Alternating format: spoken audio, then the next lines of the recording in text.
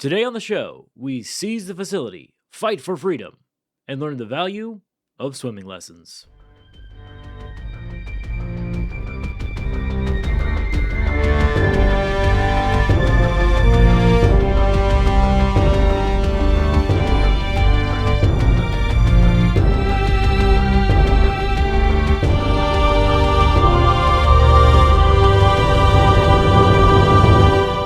Welcome to Lore Party, the podcast that explores the stories, characters, and themes behind some of our favorite universes. As always, I'm Jaden. And I'm Kevin. And today we are talking about Prison Break In space. Yeah, this is the one, man. This is an exciting episode. This is very, very good. Absolutely. And I think it needs to be said that this was the shortest episode of Andor yet. Yeah. But it was so action-packed that, there's some things we have to talk about. A lot of it's visuals, so we don't want to just and then they move left, and then they move right. We're going to kind of gloss over that stuff, but the speeches are the bread and butter of this episode, and we're going to get to those in detail. But before that, we need to do a little housekeeping. We love to hear from our listeners, so please email us at podcast@loreparty.com with your thoughts and questions. You might just see them in a future episode. Yeah, we have gotten some emails, so yes, thank you. We will be sending out all our replies. Keep them coming. Keep them coming. Absolutely. You can find Kevin at In The Loop on Twitter and K/Loops on Twitch and Instagram. And you can find Jaden here at Mr. Jad J on Instagram and Twitter. And of course, you can connect with the Lore Party team on Instagram, Twitter, and Twitch at lore_party.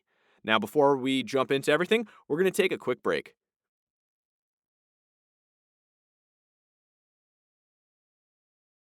All right, now that's said, let's get into it. But before we do, as always, major spoilers for episode 10. So if you have not seen episode 10 or any of the other episodes in this fantastic series, please get off your ass, go watch them, and come back. Seriously, though, this one has a lot of spoilers in it. So just make sure you watch this. Absolutely. We begin the episode with poor Olaf, his body being sealed up in a body bag and being wheeled out past the workers of night shift. Meanwhile, Kino and Andor, they get back into the chamber room. They put their new uniforms on for the night. I guess their pajama uniforms. And then they begin this fierce debate on when they should break out. And it's funny because Kino was very serious about escaping, in that last shot of the last episode. But in this episode, he's like, well, now hold on. I thought we had time to plan. But Andor's like, no, it has to be tonight, or tomorrow. We got to go. We're leaving tomorrow. Yeah, he's all gung-ho for going, but I don't know if he even realizes the other guys were planning.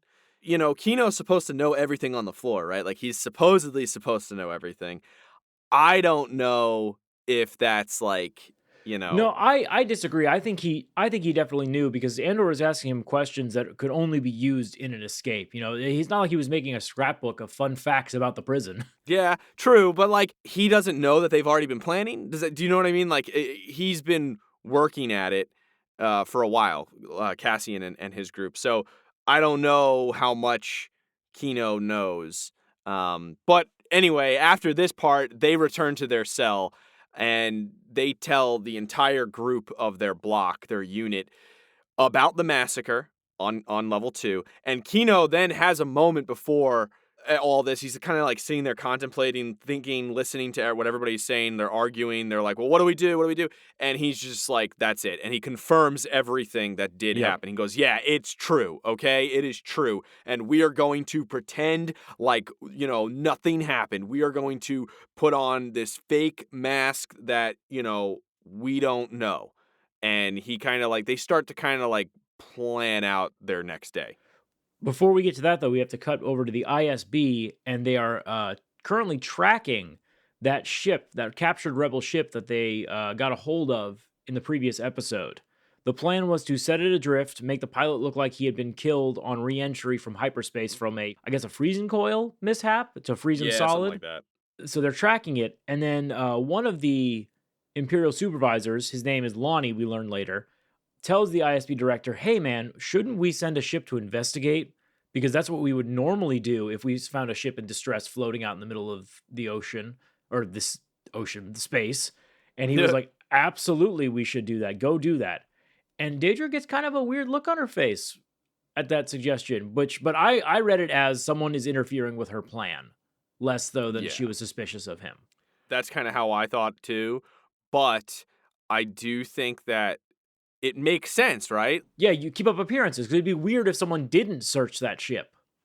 Exactly. That shows though that like she's a little distracted with her ambition and she's not thinking about it at all angles. Yep. Well, and also we find out that Lonnie's been doing this for a long time, so like he's probably laid more than one trap for, Yeah. rebels. So he probably Yeah. knows more about this stuff. She's very new to the supervisor position. She's conducted Yep. interrogations and things like that before, but I don't think she's ever launched like a big military operation like this. Yeah. After this, we go to the dawn of the prison break. Kino is telling his men that they are already dead, basically. That's it. You're already pretty much dead. Yep. It's now or never. We're not getting out. The only way we are getting out is if we try to get out. Yep. They begin their shift as normal, and they're waiting for the new man to arrive. And everybody's aware of what's going on. They're very hyper aware of the whole situation. Yeah. You can tell the whole floor is in on it now. They're all like, all right, cool, let's fucking go. Nobody, not one person is against this. They are all one unit ready to go. Yep. And I think that's part of the appeal that Andor got of getting Kino on his side is that this is the guy who this has been their point of authority for the last, however long they've been there. And this guy's telling him, hey, new plan. We're going to fuck this place up and get out. Yeah. They want that guidance from him. Exactly. He's been doing it for a very long time. So when he's on board, it's like, all right, let's fucking go. Yep. It's all the support Andor needed to get this plan working.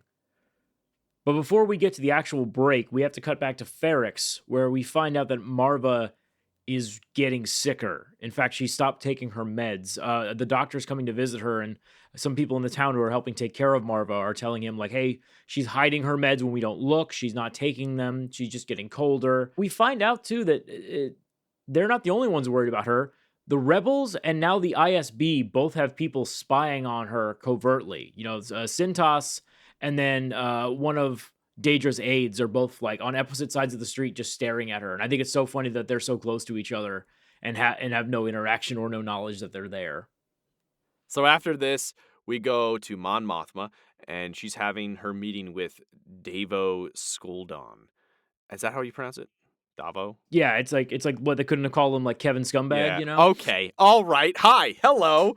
Ouch. Anyway, so this Jaden Jerkface here, we learn a lot about There it is. Chandrillian culture, right? So it's an old historical order. We learn more about like the whole, kids getting married thing at like a young age, 16, the way these marriages are arranged.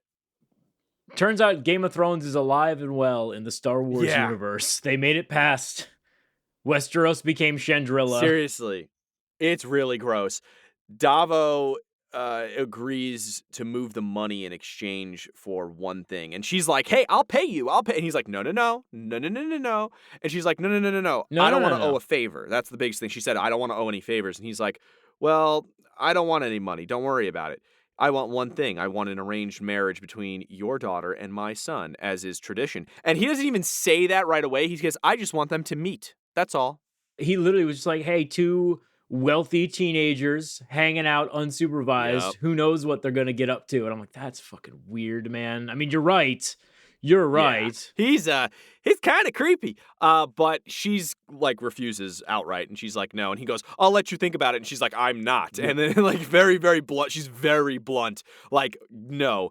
Yeah. She says, I'll still pay you.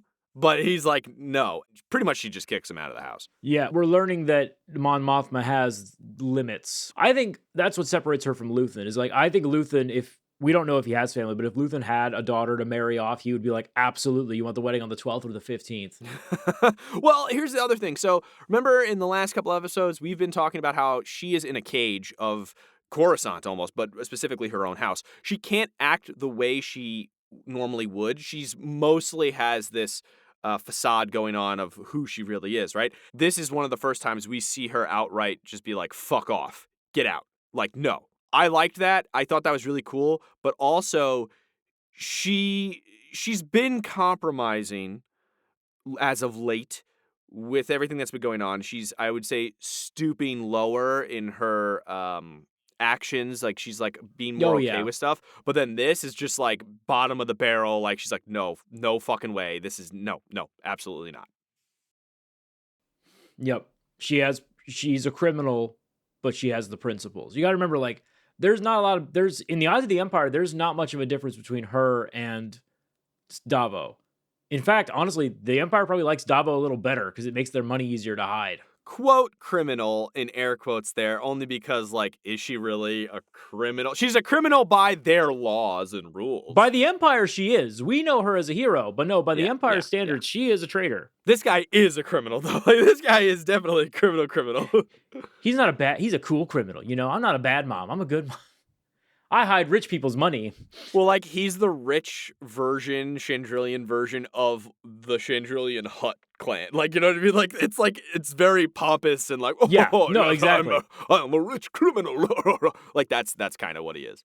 What did I say in a previous episode when they introduced Davo? I was like, this dude's probably just going to be like a white collar criminal, just like not even. He's a Chandrillan version of a criminal. They're like, oh my God, you jaywalked once. Yeah. Inconceivable. Exactly. So we then cut to Luthen, who's working in his shop. And I don't know, every time we cut to Luthen's shop, there's always a cool little like Easter egg in the building. This time it was one of Padme's headdresses from, I believe it was Attack of the Clones. Oh, I did not see that. That's awesome. Yeah, it's just sitting in the, he's looking at it when he's moving some pieces around.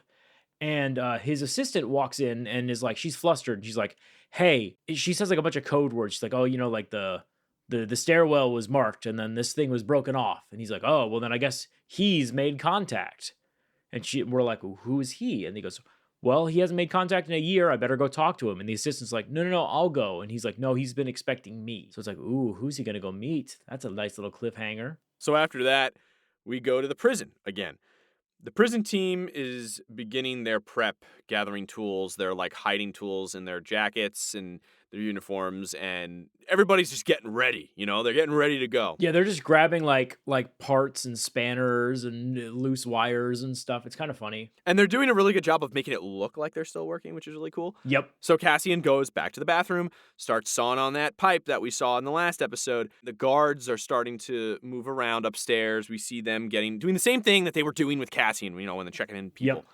Taking a long time. They're late. They're just like, I'm bored. Like, oh, come on, another guy. Like, they're not good at their job. Let's be real here. They're really not. I love there's this great little scene in there where like they're all pretending to work until the guard looks into the room. Yeah. I love that. And then the second he stops looking in the room, that's when they really get their gear ready. Yup. So Cassian's messing with this pipe and it starts to leak just a little bit. He's like excited, like, all right, let's fucking go. And the guards just keep doing their thing. And there's a lot of anxiety here and tension because you can feel the back and forth between both of these scenes.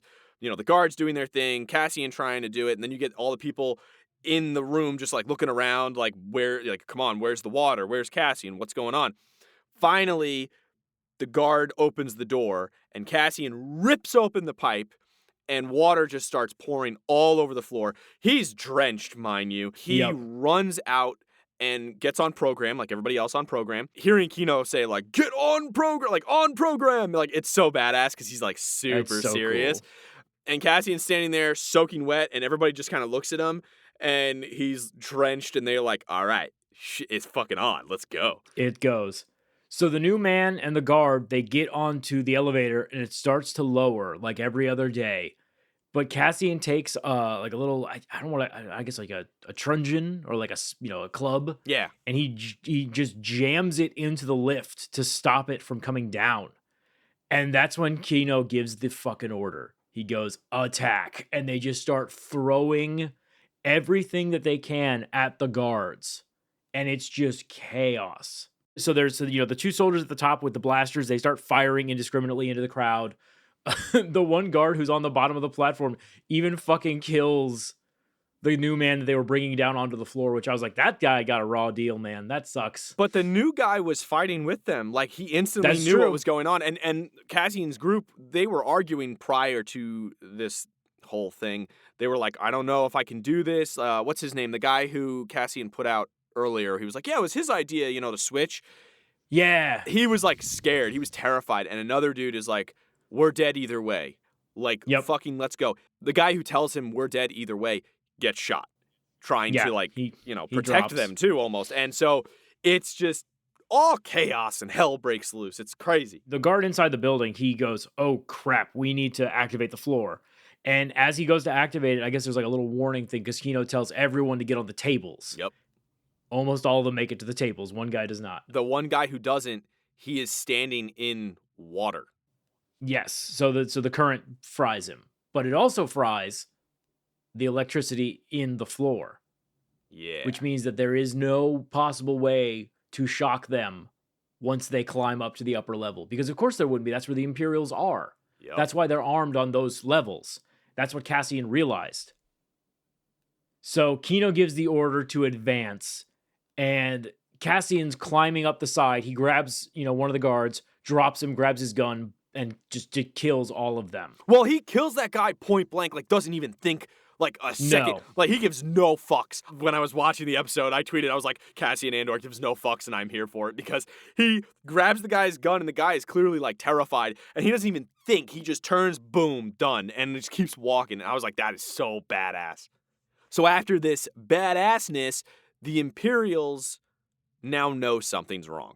They are running around like radioing.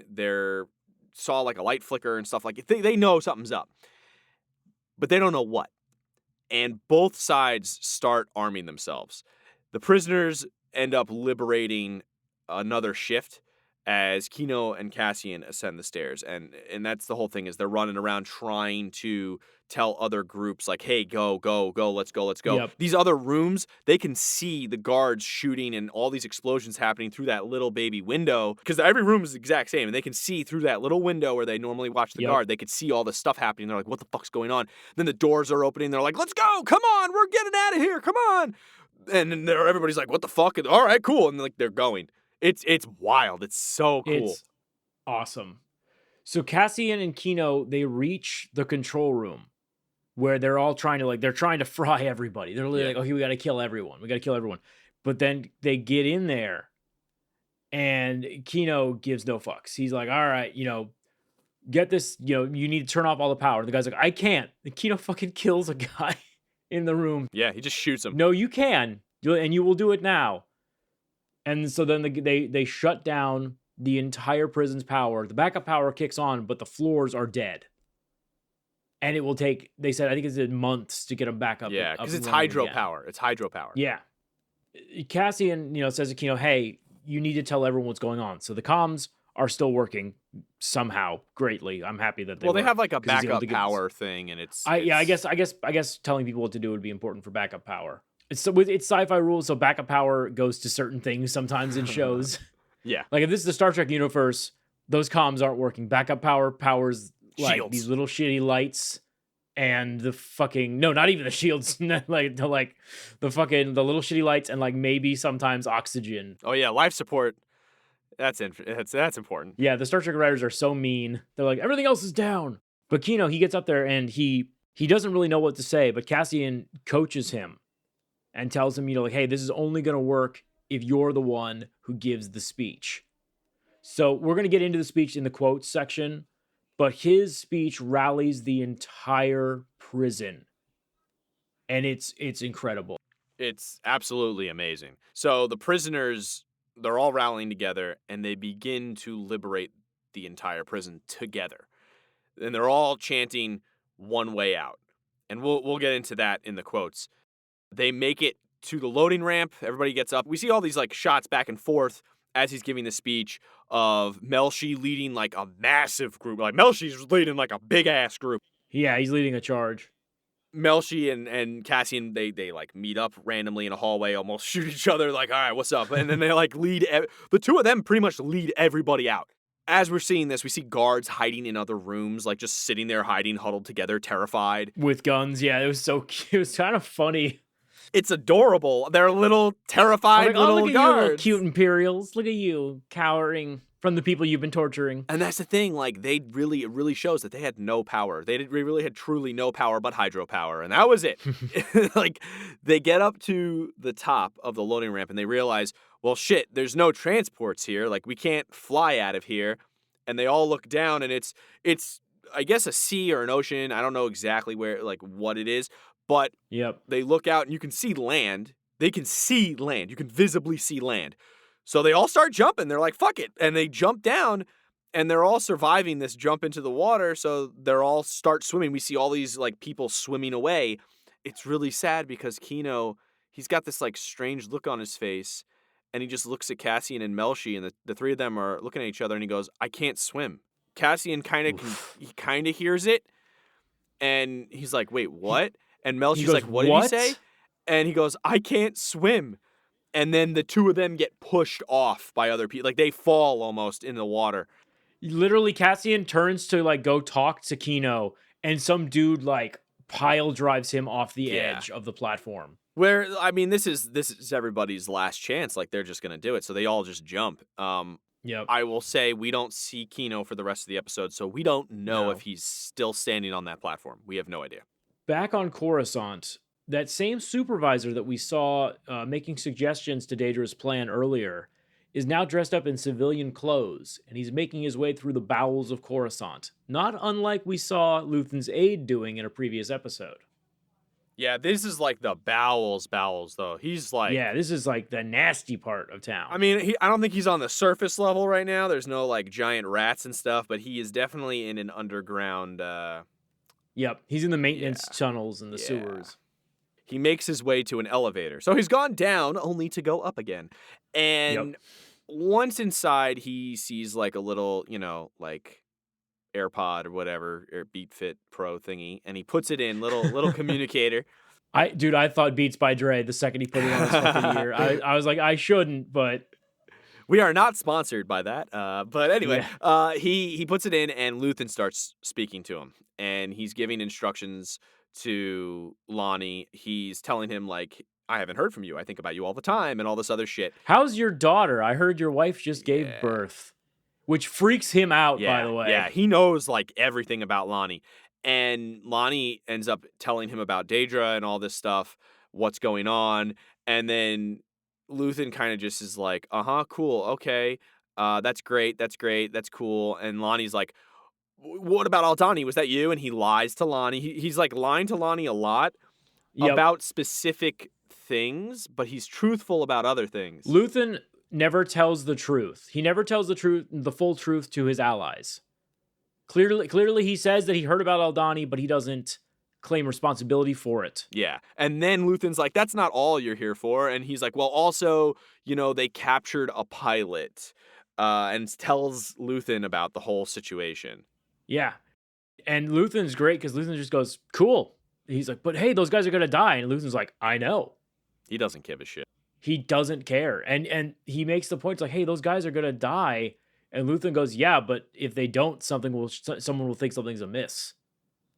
And I think the most critical lie that he tells, which I love, is he says that Daedra is on to someone named Axis.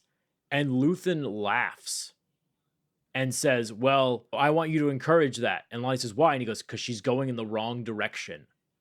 Which is a complete and total lie.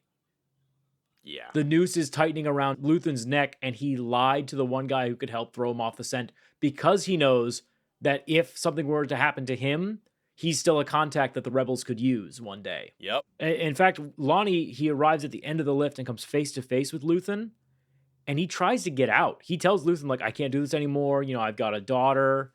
I've got a family to consider. And Luthen's right away just goes, what are you going to tell the ISB? And he goes, oh, I'll say it's my health.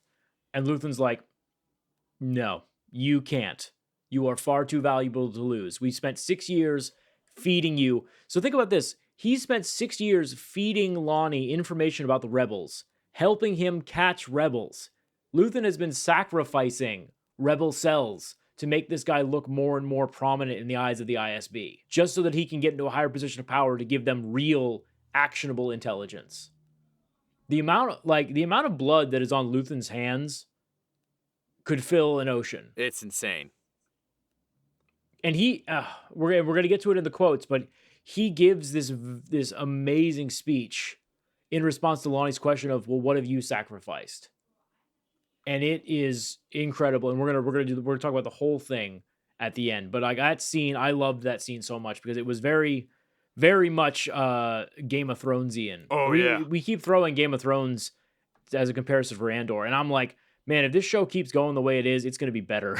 It really does feel like Game of Thrones. Like, I think that's the only reason why we keep bringing it up is it feels pre-season 8 Game of Thrones. Yeah, Uh, yeah. I'm gonna make that distinction. I should just start saying House of the Dragon because House of the Dragon is better. Now, well, I am really I like the first season. We end this episode with Cassian and Melshi finally making it to land, and they are running on a beach away from Imperial searchlights and drones that are clearly looking for escaped prisoners. We gotta remember, we saw at least a couple of dozen people swimming away from the station. Are these two the only ones that survived the swim? Oh shit, yeah. Are these the only ones that survived the swim plus the patrols? Because that would be tragic if of the 5,000 people on that thing, only the two of them made it out. But that's something that we can talk about in our questions. Before we get to those, we need to take a quick break, and we'll be right back with you with our questions, comments, and concerns.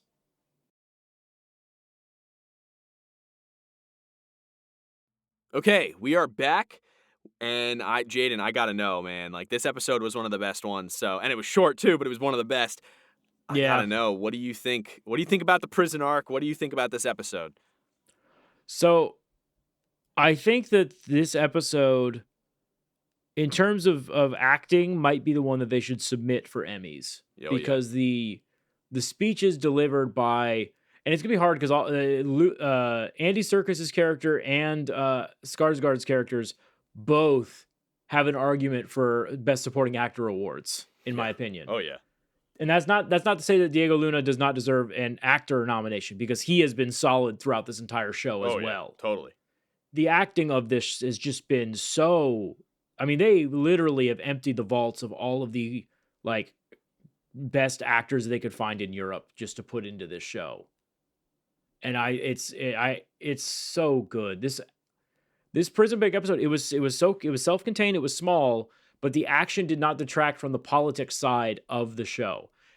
I wouldn't be surprised if George Lucas was watching this show and was just like so pleased with how the political side of it is being woven in.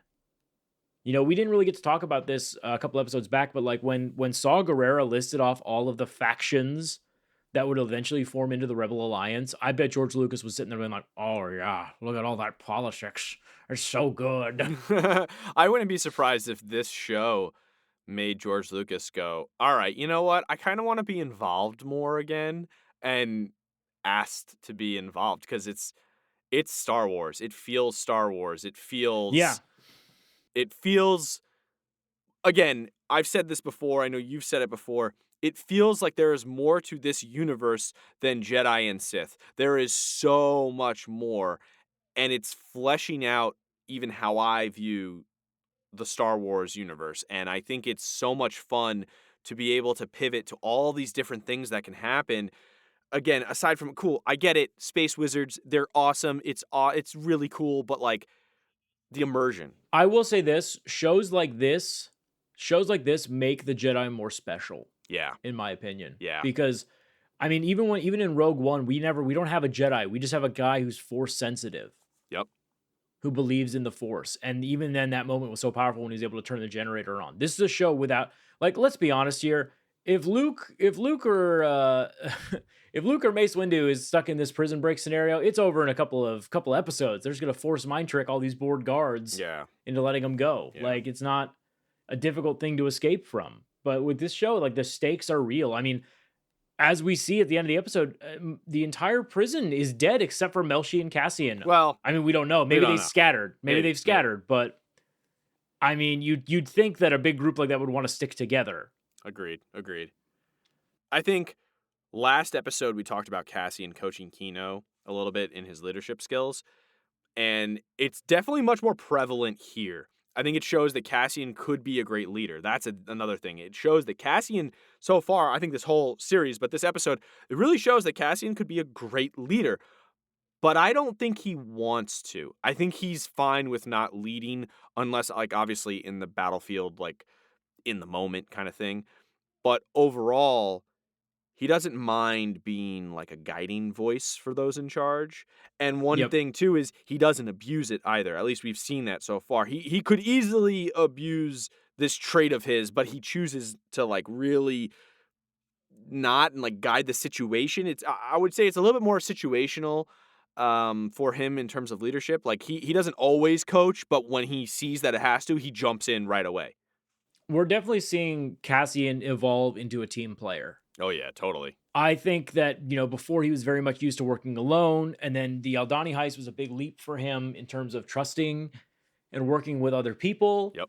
That trust was immediately shattered Oh yeah. by by certain elements of the Yeah. team, Yeah. Yeah. immediately betraying them once they got the money. But hey, Yeah. Yeah. whatever. This prison arc was actually, they say prison can be constructive, and this one clearly was because it taught Cassian to actually trust the people around him. Well, that's the other thing too. He had to. He was forced to. With I think being there for like a month and having to be part of a unit and a team. I think it just ingrained teamwork Yeah. in his psyche, and I think he understands it more. Because I think the Aldani thing was a big deal for him, but I also don't think he truly understood teamwork there because the teamwork was, let's be real here, the Aldani heist, they got lucky because it Yeah. was, I mean, it was planned well, but they got really fucking lucky. They lost And even then, almost most of them everyone. died. Yeah, exactly. Whereas I think this being locked up in this terrible situation, having to do the same thing over and over again, I think it taught him It taught him patience, yeah, too, patience. honestly. Yep, you're right. But I think it taught him the values of like understanding the mechanics of a team. And like Yep. switching people, his idea to switch people, he saw traits in specific people and knew, okay, instead of saying you go switch with, Olaf, he was like, I'm going to switch with Olaf because I am faster at this and I have the skill trait to do that. And Olaf could still do what I was doing and still be like, there's a lot more to it than just like, okay, I'm going to switch because I feel bad. Like there was planning involved in why he wanted to switch with him. Absolutely. Let's get into some quotes. There are pretty good quotes in this one. I will say there's 2 speeches. We are not going to jump in Kino's speech for very long just because a lot of it is him just reiterating to the prison what, happened on floor 2. Yeah. But we're going to start off chronologically here. The first quote is Cassian talking to Kino. They're arguing in the weird shower room Steam bath. thing. Yeah, steam bath. Yeah, steam room area. Cassian says to him, right now they're afraid. Kino says, afraid? Afraid of what? Cassian leans in and says, they killed 100 men to keep them quiet. What do you call that? And Kino says, I call that power. But Cassian says, power? Power doesn't panic. They're coming at this with the different perspectives. Kino's perspective is that of a man who's been in prison for who knows how many years.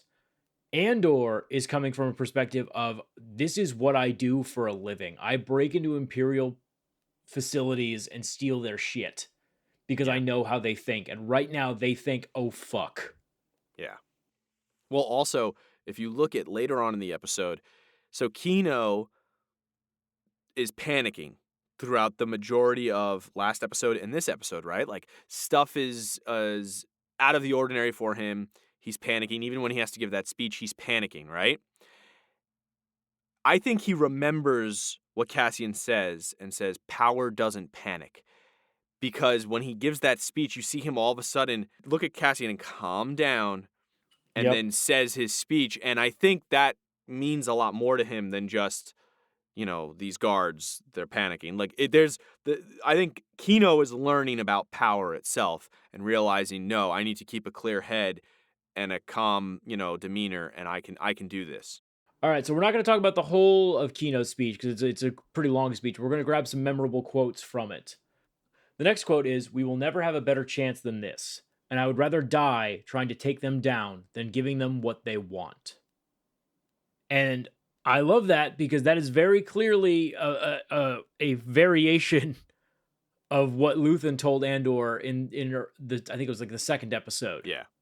I guess, a game of inspiration telephone being told down the line here, because now it's being told to all these prisoners, and provided any of them escape alive. Again, we only saw Cassian and Melshi at the end of this episode.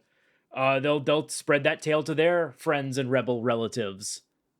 And so I think that Andor is getting more and more on board with the idea of actively resisting the Empire.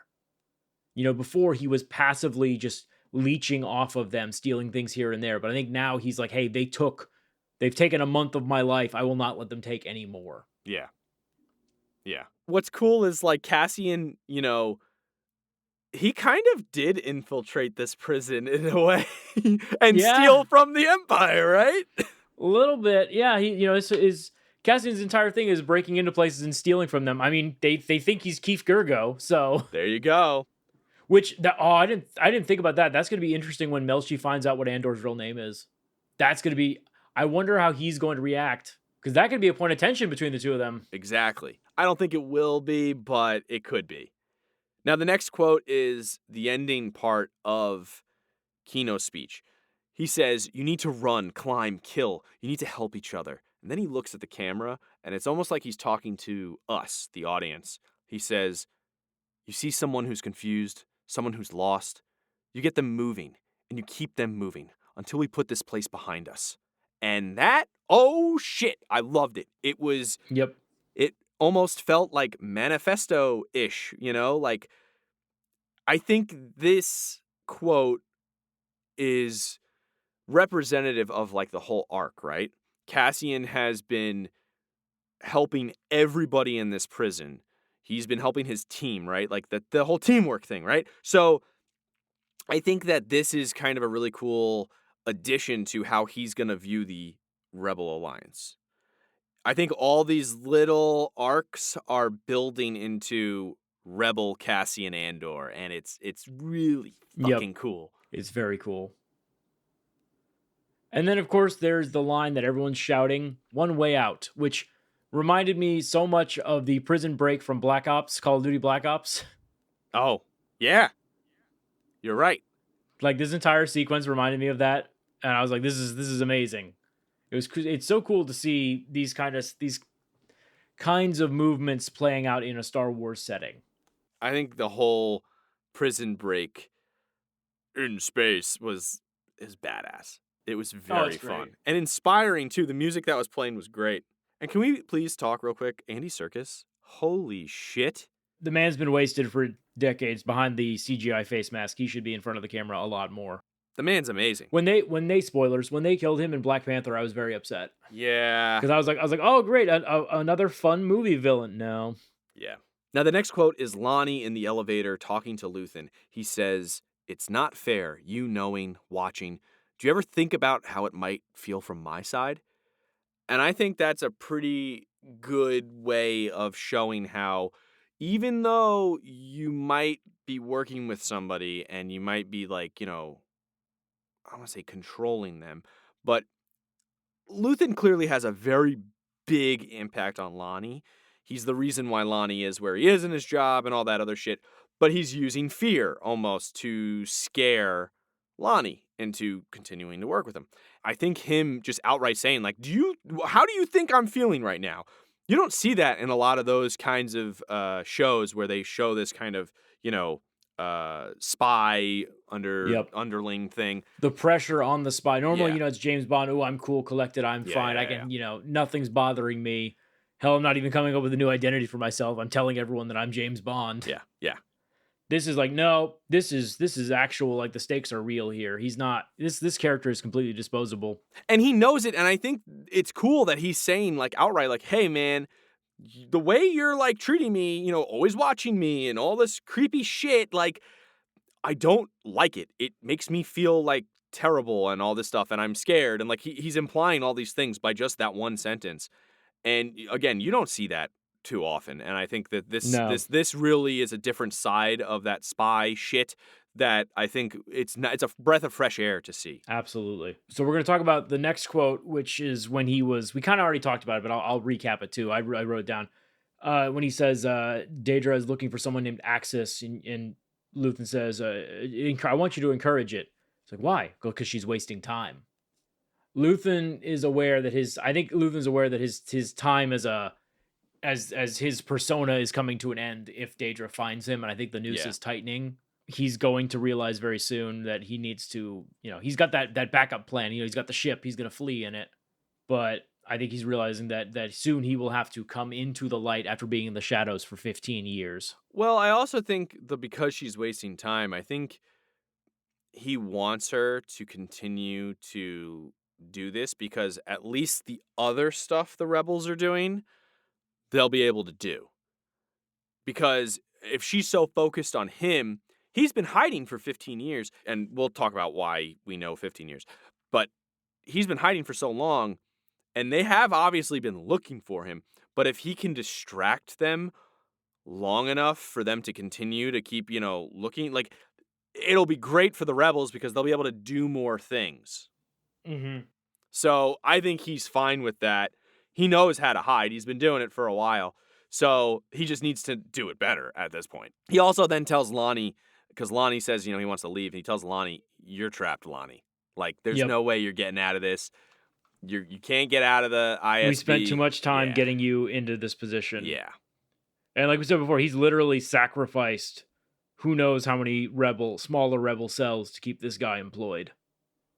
Now, speaking of sacrifices, this is Luthen's speech. Lonnie asks, and what have you sacrificed? And this speech is fucking awesome.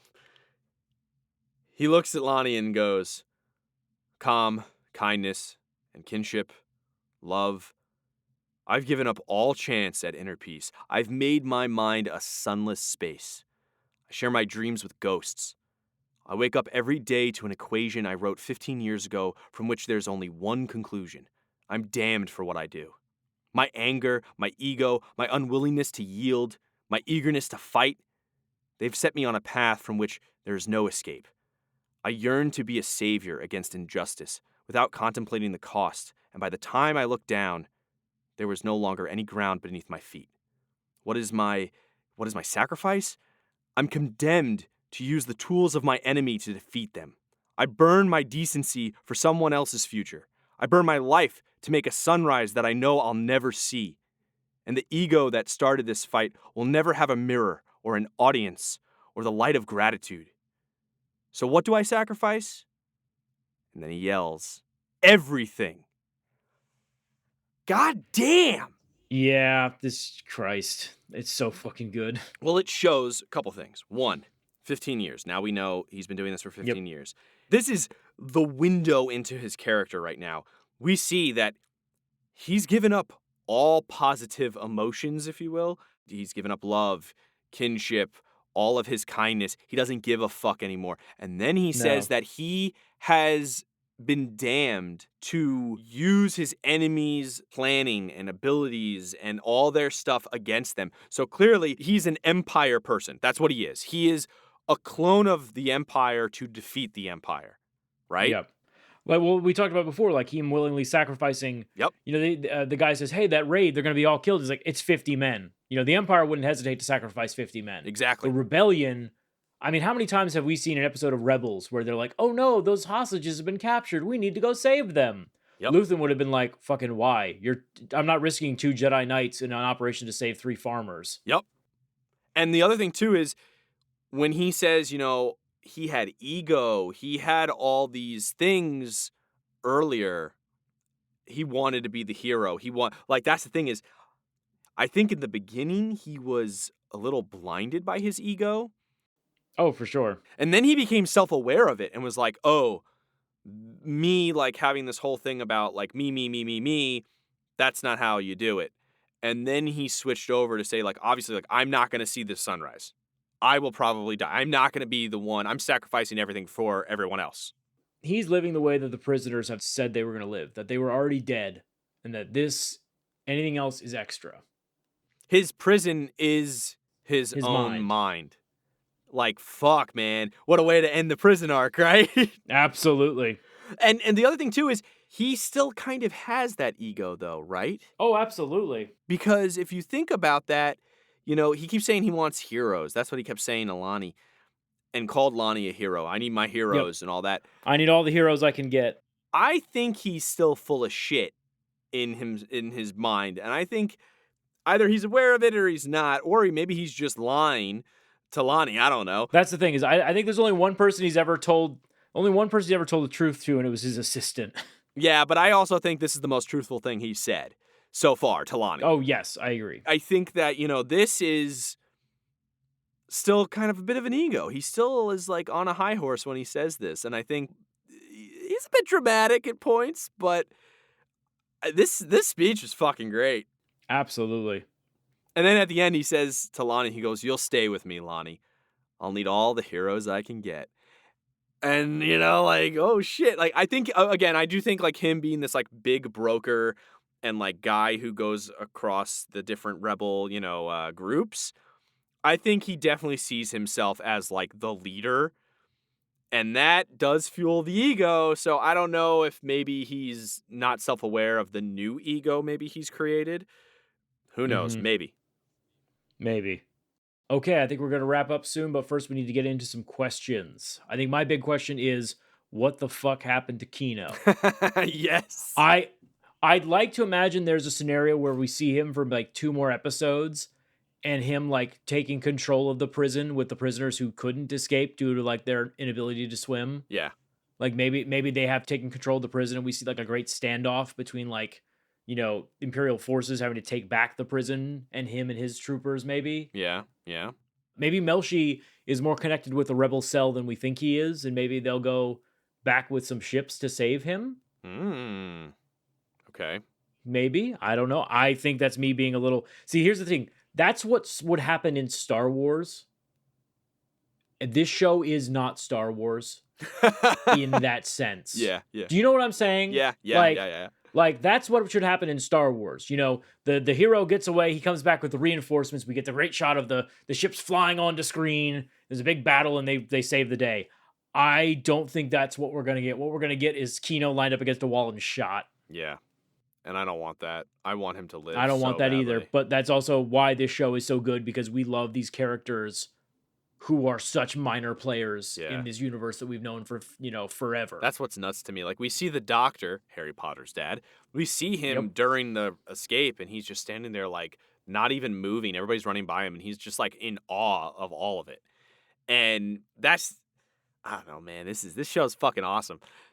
I want to know, like, mostly, like, obviously, like, that, Kino, but, like, what's next for everyone? Like, I gotta know. I'm so involved in these people's stories. I want to know, will Cassian get that whole manifesto back? Like, are his belongings still in that apartment? Would he fly back to that apartment to try to get his money? I think he will. I think we'll see him try to get his money back, and, the stuff he got from Aldani, I think it's still there, because I have a feeling like the girl that he was with doesn't really miss him. I will say this. I think he's going to go back to that apartment and he's going to find his shit, most of his money gone, but that book's still going to be there. And I think that's the real treasure for him. That will be. I can see that. I want to know what's up with Luthen. I need more. I need more Luthen, baby. Give me more. I need more. Yeah, those are my biggest questions. We have 2 episodes left. Yep. What do we got in 2 episodes? Like, so much has happened in this show so far. I know we said it last one, like, we feel like we've been watching the show forever, but like in a good way. So what's gonna Prison arc is now over, right? Or maybe we'll have a little bit of remnants in the beginning of the episode, but like, prison arc's over. What's next? Yep. So, final thoughts. I'm curious, this episode overall, what are you feeling? Great. I'm excited to see the wrap up for this season. Yeah, I would agree. I think this episode was done really well. I think it did a really good job of building up tension in the beginning and then building up the excitement of a prison break. I liked the coaching of Kino's speech. I think Kino Loy was a great character, is a great character. I want him to still be around. Andy Serkis, fuck yeah, kicking butt. Luthen's speech, really good. I liked that we've now officially seen one of the ways that Luthen gets his information, like why he knows about the ISB and like what's been going on.